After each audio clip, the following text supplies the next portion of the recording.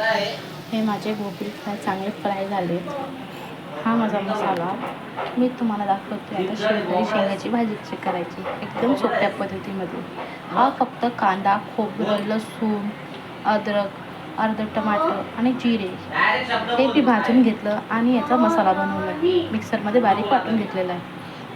आता मी याला फोडणी देते. फक्त एवढंच करायचं आहे की मसाला हा चांगला व्यवस्थित भाजला गेला पाहिजे तेल सुटेपर्यंत.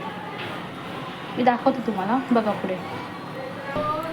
मी ठेवलं टोप, मी ठेवला गॅस. तर यामध्ये टाकते तेल. तर तुम्ही कसं खाता, तुम्हाला जास्त तेल आवडतं, कमी तेल आवडतं, त्या हिशोबाने तुम्ही तेल टाका. हे बघा, मी तेल टाकलं. आता याला थोडं तपू देणार.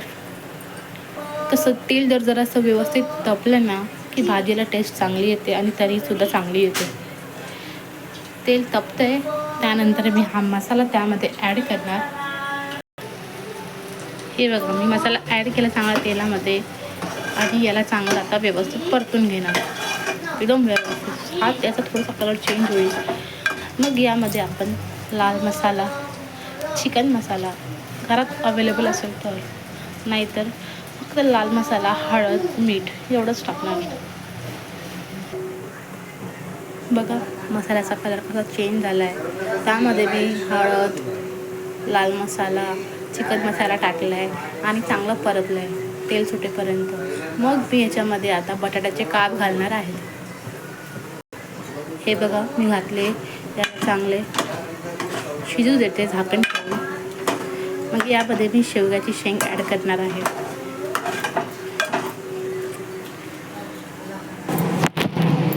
बघा, मी शेवग्याच्या शेंगा टाकल्या. ही माझी चपाती.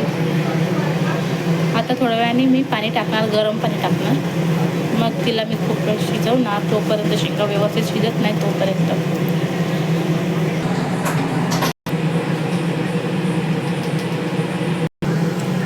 बघा, मी पाणी टाकलं, अशी तयारी आली. बघा, मी टाकलं. वरतून गार्निशिंगसाठी कोथिंबीर टाकणार.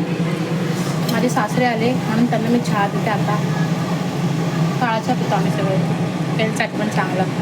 दुधाच्या चहाने ॲसिडिटी होते म्हणून. बाय. झाला आत्ता स्वयंपाक.